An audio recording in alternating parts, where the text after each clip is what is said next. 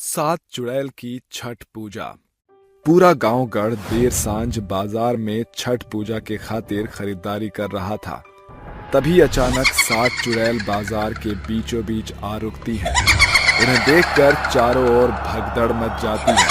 तभी एक बूढ़ी चुड़ैल बोलती है, हम सात चुड़ैलों को अलग अलग भागों में बंटकर छठ पूजा की सामग्री बटोरना होगा। अनुराधा, तुम नारियल लाओ। गोमती, तुम लाओगी गन्ने। बाकी तुम तीनों बचा कुचा फलहार बटोरोगी। मैं लीलावती छठ पूजा की टोकरी और सूप लाएंगे। जी सासू माँ। सातों चुड़ैल फल फूल उठाने लगती है।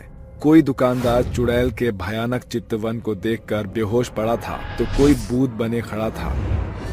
सासू माँ, हम पांचों चुड़ैल बहुओं ने छठ पूजा का सारा सामान जोड़ बटोर लिया है। अब हम सातों चुड़ैलों को चलना चाहिए। खरना का समय हो चला है। इसके बाद सातों चुड़ैल छठ पूजा की सामग्री लेकर उड़ती हुई खौफनाक खंडहर में आकर सामान देखने लगती हैं। तभी ललिता और बबीता चुड़ैल एक सुरतल में बोलती है, अरे सासू माँ, सबसे अहम चीज तो हम भूल गए। छठ पूजा में व्रती को पीली साड़ी पहनना होता है। उस साड़ी को खरना के वेला में जरूर पहनना होता है और छठ पर्व का खरना आज ही है। तो अभी कौन सा देर हुआ है, हम सातों चुड़ैल चलकर पीली साड़ी ले आते हैं। ऐसा बोलकर एक बार फिर सातों चुड़ैल सीधे एक साड़ी की दुकान में घुस जाती हैं, जहां दुकानदार रामू आज छठ का गीत गा रहा था। जोड़े जोड़े फलवा आदित्य देव घटवा पति वहीं चढ़ावेली हो। छठ पूजन के बेला से मधुर माहौल कोनो नाही हर घर। छठी माई के महिमा से भरत जो। अरे ओ रामिया। एक साथ सात चुड़ैलों को सामने खड़ा पाकर रामुआ का चेहरा पीला पड़ जाता है। हे छोटी मैया, ये का एक साथ चुड़ैल हमारी अखिया के सोंझे कहाँ से कूद पड़ी। अरे कौनो बचाओ रे। अरे ओ रायते की बूंदी बासी ब्रेड की फफूंदी, हमें तेरा पीला चेहरा नहीं देखना। झटपट से पीले रंग की सात साड़ियाँ निकाल। मगर चुड़ैल चाची, पीले रंग की साड़ी तो छठ पर्व करे वाली परबैतीन खरीदत है। आप सातों चुड़ैल भी छठ पर्व कर रही हैं का? तूने बिल्कुल सही पहचाना। अब जल्दी से साड़ी निकाल। रामुआ फटाफट से सातों चुड़ैलों को पीले रंग की साड़ियाँ दे देता है, जिसके बाद चुड़ैल गायब हो जाती हैं। आज जिंदों को तो छठी मैया की महिमा करते देखा रहा, अब मगर मुर्दों को छठी मैया की महिमा में लीन होते अब पहली बार देख रहा हूँ। सातों चुड़ैल पीले रंग की साड़ी पहनकर फल फलाहार लेकर खरना करती हैं। हे छठी मैया, हम सातों चुड़ैल के छठ पूजन को सफल करना। रात की बेला बीतने के साथ सवेरा हो जाता है। कोई चुड़ैल खंडहर बहारने में जुटी थी, तो कोई चुड़ैल लीपा पोती कर रही, तो कोई चुड़ैल छठ पूजा का दौरा सजा रही और बाकी की बची कुची चुड़ैल चूल्हे पर पूरी पकवान बना रही थी। समय गुजरता है। देखो, सांझ की बेला हो चली है। आज छठ पर्व का पहला दिन है, जिसमें हम चुड़ैलों को डूबते सूर्य को अर्घ्य देना है। जल्दी से तैयार हो जाओ। सभी चुड़ैल पीली साड़ी पहनकर अपनी अपनी फलों से लदी टोकरी माथे पर उठाकर छठ घाट की ओर बढ़ते हुए बोलती है, जय छठी मैया। कुछ ही देर के बाद सभी चुड़ैल छठ घाट आती हैं, जहां सैकड़ों औरतें पानी में खड़ी होती हैं। बावजूद इसके कोई उन्हें नहीं देख पाता। चुड़ैल फल पकवान से भरे सूप को आंचल में लेकर डूबते सूर्य को केंद्र मानकर पानी के बीचों बीच खड़ी परिक्रमा करती हुई अर्घ देकर कहती हैं, हे छठी मैया, हम सातों चुड़ैल की यही अर्जी है, हमारे संतान को दीर्घायु देना। इसके बाद सूरज बादलों के पीछे छुप जाता है और सातों चुड़ैल छठ की टोकरी उठाए वापस आ जाती है। देर रात वो बातें करते हुए कहती हैं, जाने नियति ने कैसा चक्र चलाया कि हम सातों चुड़ैल के जीवन का दिया बुझ गया, वरना आज हम अपने बच्चों के बीच होते। ऐसा कहते हुए सातों चुड़ैल बीते दिनों में खो जाती हैं। रामगढ़ में रहने वाले धर्म और कर्म किसान थे जो अपने संयुक्त परिवार के साथ रहा करते थे। परिवार में 3 पीढ़ियां बड़ी सम्मति के साथ रह रही थी। घर की बड़ी बुजुर्ग थी लीलावती और भगवती, जो 5 बहुओं रमिया, ललिता, बबीता, गोमती और अनुराधा की सास थी। बदकिस्मती से 3 बहुओं की कोख सूखी रह गई। वहीं 2 बहुओं गोमती और रमिया ने एक एक बेटों को जन्म दिया। उन दोनों बेटों के ब्याह से जो कल तक 5 बहुएं थी, वो भी सास बन चुकी थी। अम्मा जल्दी से खाना लाओ, आज खेत जरा जल्दी जाना है। अरे कर्मा धर्मा, कैसी चल रही है खेती बाड़ी? बस दादी माँ, इस बार हमने सभी से हटकर केसर की खेती की है। अमर बचवा, इसमें तो भारी लागत लगता है। अरे दादी माँ, फसल भली रही तो केसर से लाखों की कमाई सुनिश्चित है। दोनों भाई खेत पर जाने के लिए जैसे ही उठते हैं, मूसलाधार बरसात शुरू हो जाती है। अरे बेटा, बरसात जोरों शोरों पर है, खेत पर जाना बेहतर नहीं। बरसात के चलते दोनों भाई घर में बंद कर रह जाते हैं। 3 दिन बाद बरसाती बादल छटते हैं, पर जब वो खेत पर पहुंचते हैं तो सारी फसल उजड़ गई होती है। धर्मा, हमारी महीनों की मेहनत इस बारिश में बह गई। ये फसल हमारे बदलाव के लिए बेहद जरूरी था। हाँ भैया, हमने अपनी सारी जमा पूंजी इस केसर की फसल में झोंक दी और कई लोगों से ऋण भी लिया था। अब हम क्या करेंगे?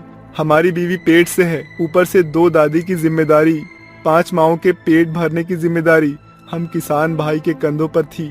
अब क्या होगा भाई? बरसाती बादल तो छट चुके थे, मगर कर्मा और धर्मा की आशाओं की किरण फसल की बर्बादी के साथ बुझ चुकी थी, जिस कारण दोनों भाई को गहरा सदमा लगता है। वो दोनों रोग का बिछौना पकड़ लेते हैं, जिसे देखकर सातों सास डॉक्टर को बुलाती हैं। क्या हुआ डॉक्टर साहब? हमारे बेटे ठीक तो हैं। देखो, मैंने सभी जांच पड़ताल करके देख लिया है, बावजूद उसके आपके बेटों का रोग पकड़ नहीं आ रहा। अब तो ऊपर वाला ही कोई करिश्मा कर सकता है। इतना कहकर डॉक्टर चला जाता है। सासू माँ, अब तो डॉक्टर ने भी अपने हाथ खड़े कर दिए हैं। जाने किस बैरन की नजर लग गई हमारे दोनों अनमोल रतन को। सासू माँ, भगवान पर भरोसा रखिए, इस दुख की घड़ी में माँ के दरबार चलना बेहतर होगा। सातों सास एक साथ मंदिर की ओर निकल पड़ती है। तभी चंपा उन्हें रोककर कहती है, जय राम जी की। भगवती, ओरी लीला मौसी, कुछ सुधार आया बेटवा की सेहत में? नहीं रे चंपा, डॉक्टर वैद्य सभी से दिखा लिया, कुछ नहीं हो रहा। अरे अम्मा, छठ पर्व करो, ये त्योहार सुहागन और संतान के खातिर होवत है। छठी मैया बड़ी दयालु है, उस सब की सुनत है। मगर हम सभी छठ पूजन के बारे में कुछ नहीं जानते। अरे आप सातों छठ घाट जाओ और पानी में उतरकर सूर्य देव को देखकर आंचल फैलाकर बेटों के जीवन की मन्नत मांगना। मगर मन्नत पूरी होने के बाद छठ पर्व करना ना भूलना। अगले ही पल सातों सास छठ घाट आकर तालाब के बीच खड़ी होकर कहती है, हे छठी मैया, हमारे कुल दीपक का जीवन खतरे में है, अपनी दृष्टि से उन्हें ठीक कर दो। माँ, हम सातों पूरी नियम से छठ पर्व करेंगी। सातों सास जब घर आती है तो उनके दोनों बेटे बीमारी के बिछौने से उठ चुके थे। ये देखकर उनके चेहरे खुशी से खिल उठते हैं। छठी मैया, तुम्हारी महिमा अपरंपार है। समय बीतता है, जिसके साथ एक शाम सातों सास हंसी खुशी छठ पूजा की खरीदारी के लिए बाजार ही जा रही थी कि एक बड़ा वाहन उन्हें कुचल कर चली जाती है और सातों सास चुड़ैल बनकर शव से बाहर निकलकर बोलती है, हम सातों तो चुड़ैल बन चुकी है। अगर हमने मन्नत नहीं पूरी की तो हमारे बेटों पर फिर से विपत्ति ना पड़ जाए। ऐसा कुछ नहीं होगा, मरकर ही सही, हम सातों चुड़ैल अपनी मन्नत पूरी करने से पीछे नहीं हटेंगे। और इस तरह हम मरकर भी अपनी मन्नत पूरी कर रहे हैं। देखो, सवेरा होने को चला है। आज छठ पूजा का दूसरा दिन है। हमको उगते सूरज का अर्घ्य देखना है। आज इस संसार में हम सातों चुड़ैल का आखिरी दिन है। सातों चुड़ैल टोकरी माथे पर उठाए एक साथ छठ घाट आकर पानी में खड़ी होकर परिक्रमा करती है। तभी सूरज की किरण फूटकर चुड़ैलों के चेहरे पर पड़ती है। सातों एक साथ अर्घ देकर कहती है, हमारी मन्नत पूरी हुई। हे छठी मैया, हमें इस संसार से मुक्त कर दो। अंत में सूरज की किरण छठ घाट के पानी में खड़ी सातों चुड़ैलों को अपने भीतर सदा के लिए समा लेता है। गरीब और अमीर चुड़ैल की छठ पूजा।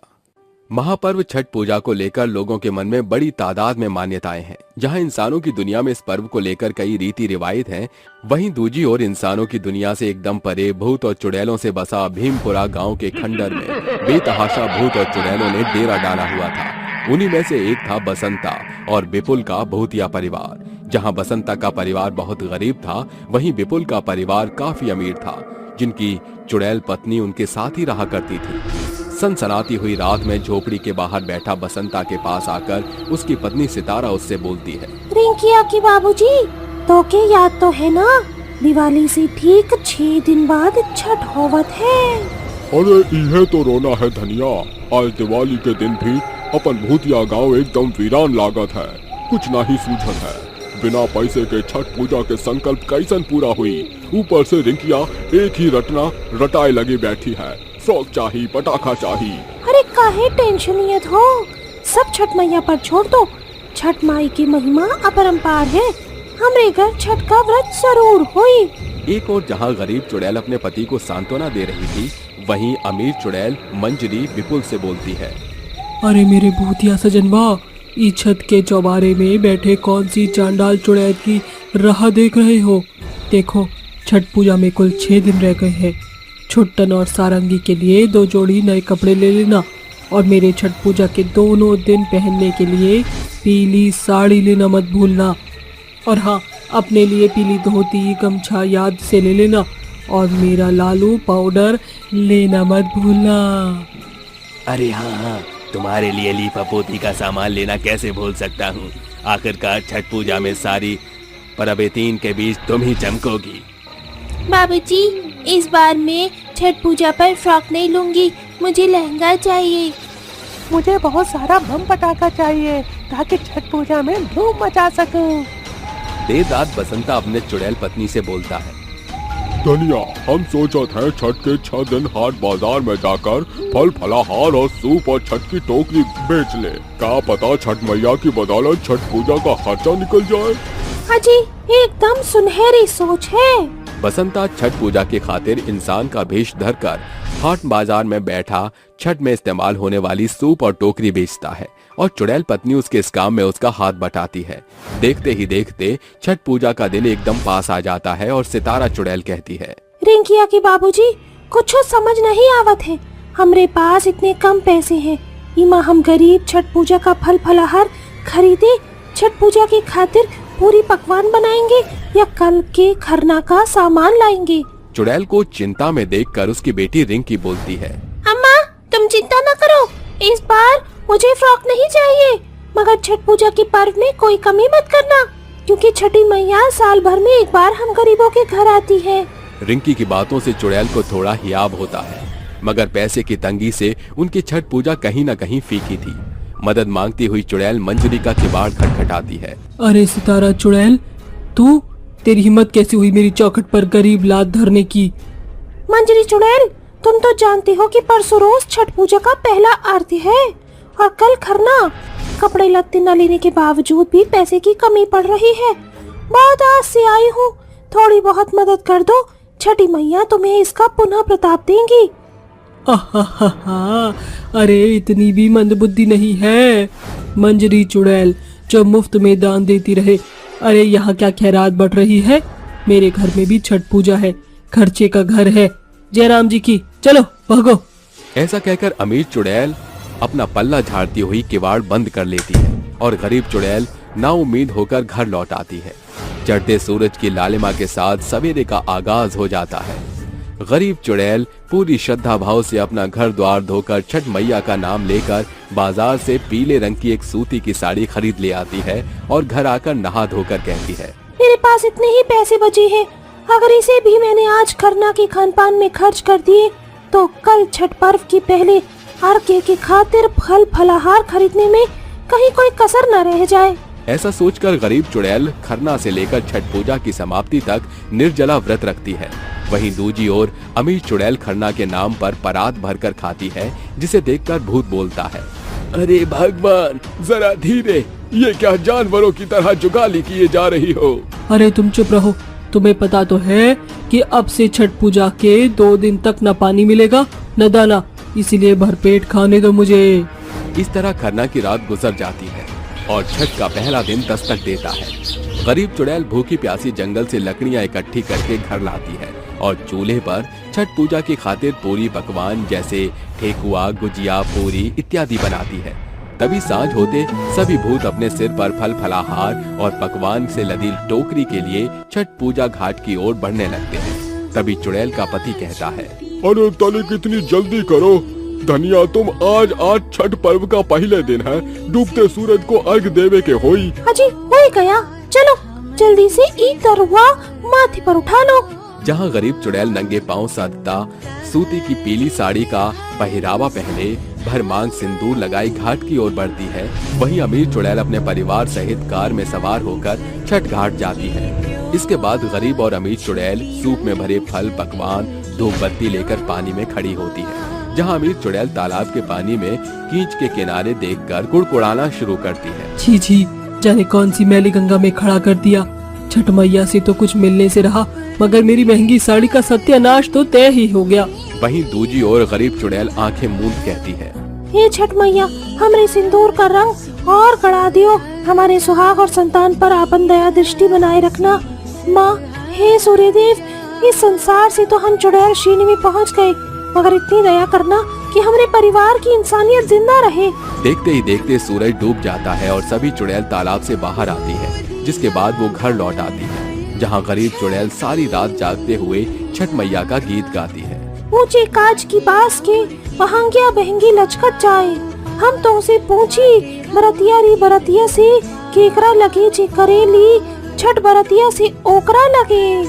देखते ही देखते बिहान होने को आ जाती है। गरीब चुड़ैल अपने पति और बेटी की नींद से जगाकर बोलती है, अरे रिंकिया के बाबूजी, जागो, बिहान होई वाला है, आज उगते सूर्य देव के अर्घ्य देवी की बा। जहाँ अमीर चुड़ैल मजे से गहरी नींद में सोई होती है, गरीब चुड़ैल का परिवार नहा धोकर छठ पूजा की टोकरी माथे पर उठाते घाट पहुँचता है, जहाँ हल्का अंधेरा सन्ना रहा होता है। तभी गरीब चुड़ैल तालाब के पानी में उतर जाती है। तभी एकाएक तालाब के बीचों बीच एक तेजोमयी किरण फूट पड़ती है और छठ मैया प्रकट होती है। सितारा, तुम्हारी श्रद्धा भाव से मैं प्रसन्न हुई। आज सजीव मानव जाति भी छठ पर्व की मान्यता भूल गए हैं, मगर तुमने एक चुड़ैल होकर भी अनूठी निष्ठा से छठ पर्व किया।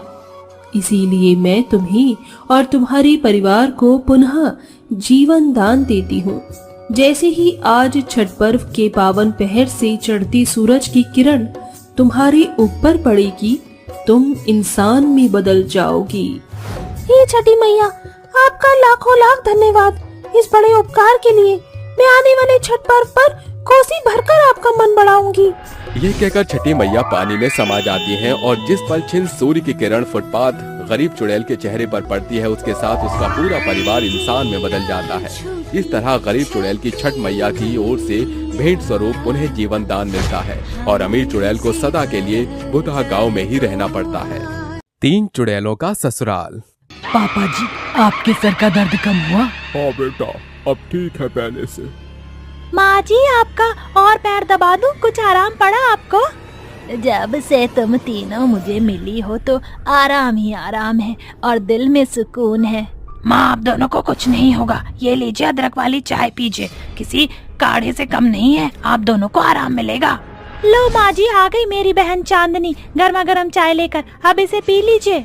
जरूर जरूर, मेरी बहू ने दी है, पीऊंगी तो जरूर ही। ये लीजिए माँ जी, पापा जी। ओए चांदनी की बच्ची, मैं भी तेरी बहन हूँ, हम दोनों की चाय कहाँ है? तुम दोनों की चाय अभी मैं बनाऊंगी, ये तो सिर्फ माँ जी और पापा जी के लिए स्पेशल बनाई थी। देखा माँ जी, आपकी ये बहू आपको कितना प्यार कर रही है। अरे सिर्फ यही नहीं, मैं भी आप दोनों से उतना ही प्यार करती हूँ। अच्छा बच्चों, लड़ो मत, आओ अपने पापा जी के गले लग जाओ। ये सुनकर खुशी से तीनों चुड़ैल अपने सास ससुर से लिपट जाती हैं। आखिर ये क्या माजरा था? 3 चुड़ैल अपने सास ससुर के गले कैसे लग सकती थी? आमतौर पर इंसान भी अपने सास ससुर को पसंद नहीं करते। आखिर इन मरी हुई चुड़ैलों को ये सास ससुर क्यों पसंद करते हैं और उसके साथ क्यों रहते हैं? ये जानने के लिए आपको कुछ समय पीछे जाना होगा। एक समय पहले अनुराधा ने अपने तीनों बेटों की शादी सविता की 3 बेटियों से कराई थी। वो तीनों बहुत सर्वगुण संपन्न, सुशील, खूबसूरत, पढ़ी लिखी और अमीर लड़कियां थीं, जिससे पैसे ऐंठने के चक्कर में अनुराधा ने अपने तीनों बेटों की शादी कराई थी। कुछ समय सब अच्छा चलता है, पर धीरे धीरे अनुराधा उन तीनों लोगों को अपने पांव की जूती में गिरा देती है, उन्हें टॉर्चर करती है। ऐसे ही एक शाम, अरे तीनों की तीनों बहनें कहाँ मर गई? मेरा सर फट रहा है, मेरी बनारसी साड़ी भी नहीं हुई और मेरा कमरा इतना गंदा पड़ा है। कौन करेगा ये सब? अरे माँ जी, बस अभी जा ही रहे थे, रसोई में खाना बना रहे थे। तीनों को गैस पर चढ़ना जरूरी है क्या? तुम में से एक खाना नहीं बना सकती है? एक सफाई कर लेगी तो क्या बिगड़ जाएगा? अच्छा, वह सोने का हार कहाँ है जो तेरी माँ ने दिया था? माँ जी, वो हार तो हमने माँ को वापस कर दिया था, क्योंकि हम इतने बड़े हार का क्या करते, वह गले से बहुत लटक रहा था। क्या करने का मतलब क्या है? अरे मैं पहन लेती, कभी तुम शादी में पहनती। देखो बहुत हो गया, अपने माँ बाप से 50 लाख रुपए मांगो। कब तक हम इस छोटे से घर में रहेंगे? कोई बंगला लेना है कि नहीं? माँ जी, आप ये क्या कह रही हैं? मेरी माँ ने हम तीनों की शादी में इतना लगाया है और इतना दिया है कि आपको दोबारा से 50 लाख लेने की जरूरत नहीं पड़ती। फिर आप क्यों मांग रही हैं? तेरी इतनी हिम्मत कैसे हुई? मुझसे जुबान लड़ाएगी? सीधी सी बात है, मैं इस घर में नहीं रह सकती, और अगर तुम 50 लाख रुपए नहीं ला सकती हो तो तुम तीनों को घर से निकाल दूंगी। माँ जी, दहेज लेना और देना दोनों गलत बात है, फिर भी मेरी माँ ने आपके कहने पर दे दिया, सिर्फ इसलिए ताकि हम तीनों खुश रहें। तुम्हारा मतलब क्या है चारू? मैं तुम्हें खुश नहीं रखता या माँ तुमसे बहुत ज्यादा सारा काम करवाती है? मतलब वही है जो आपने सुना, हम 50 लाख तो और नहीं ला सकते हैं। तुम्हारी हिम्मत कैसे हुई माँ से और मुझसे इस तरह से बात करने की? जीजा जी, आप दीदी से कैसे बात कर रही हैं? आप तो खुद पढ़े लिखे हैं, फिर गवार वाली बातें क्यों कर रही हैं? तुम्हारा पति नहीं है ना यहाँ पर, इसलिए इतना बन रही हो, वरना वो तुम्हारी अभी खाल उधेड़ देता।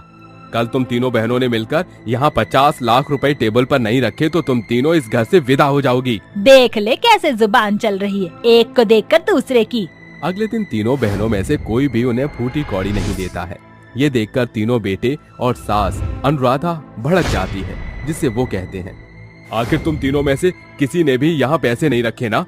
अब तुम्हें बताना पड़ेगा बड़े बाप की बिगड़ी हुई लड़कियों।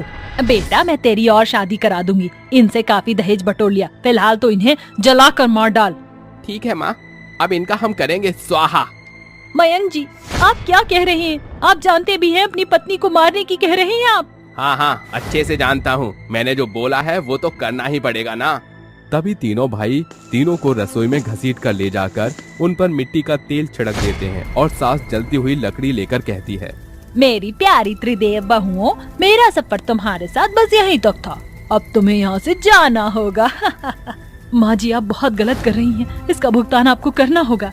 जा जा, आई बड़ा भुगतान करने वाली। ये बोलते ही अनुराधा जली लकड़ी को तीनों पर फेंक देती है, जिससे तीनों चीखते चिल्लाते हुए जलकर मर जाती हैं। अकाल मृत्यु होने के कारण उन तीनों बहनों की आत्मा यूं ही भटकती रहती है। वो तीनों बहनें उनसे अपना बदला लेने जाती भी हैं, तो एक ट्रक वाला उन चारों को मार डालता है। देखा, हमारा बदला लेने से पहले ही भगवान ने हमारे साथ इंसाफ कर दिया और ये लोग इस हादसे में ही मर गए। हाँ बहन, पर अब हमारा क्या होगा? 5 दिन बीत जाते हैं। तीनों बहनें सड़क पर देखती हैं कि एक बहू बेटे अपनी माँ बाप यशोदा और गोपाला को घर से धक्का मारकर निकाल देते हैं और उनका सामान भी फेंक देते हैं। अरे बेटा, हमारे साथ ऐसा मत करो, हम एक कोने में चुपचाप रह लेंगे, पर हमें घर से बेघर मत करो। हाँ बेटा, हम इस उम्र में कहाँ भटकेंगे, कहीं भी जाइए, हमें आपसे कोई मतलब नहीं, हमें अपनी चैन की जिंदगी जीने दीजिए। धक्का मारकर उनकी बहू वहाँ से चली जाती है। तभी तीनों चुड़ैलें उन दोनों वृद्धों को संभाल लेती हैं। शुक्रिया बेटा, तुमने मुझे बचा लिया। चुड़ैल। अरे माँ जी, डरिए मत, हम बुरी चुड़ैलें नहीं हैं। हाँ, आपकी उन बहू बेटों ने ठुकरा दिया तो क्या हुआ? आप हमारे साथ हमारे घर चलिए। हाँ माँ जी, पापा जी, क्या हम आपको अपने पापा जी कह सकते हैं? हमारे पापा नहीं थे ना? हाँ, पर तुम हमारी मदद क्यों करना चाहते हो? क्योंकि पापा जी, माँ जी, हमारा इस दुनिया में कोई नहीं है। चलिए अब।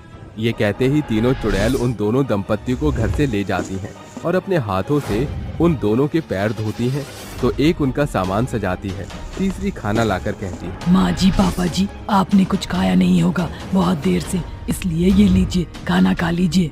शुक्रिया बच्चों, काश तुम्हारे जैसी सर्वगुणी संपन्न बहू मुझे भी मिलती, पर हम दोनों बूढ़े दंपत्ति की ऐसी किस्मत कहाँ।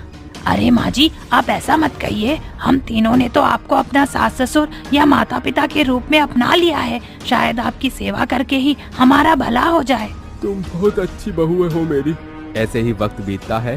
तीनों चुड़ैलें उनका बहुत प्यार से ख्याल रखती हैं, हर वक्त उनकी सेवा करती रहती हैं। एक दिन चारों पुष्पा चुड़ैल उनका सिर और पैर दबा रही थी।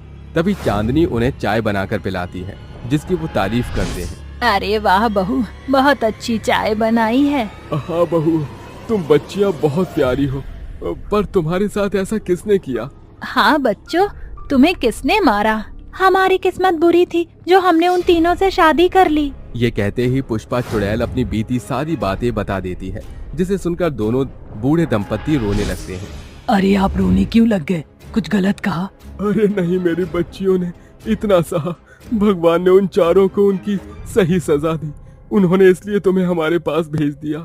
हम तुम्हें पाकर धन्य हैं, तो अब से तुम तीनों का यही ससुराल है और मायका भी। आ जाओ बच्चियों, मेरे गले लग जाओ। तभी तीनों चुड़ैलें उसके गले लग जाती हैं और सब खुशी खुशी रहने लगते हैं।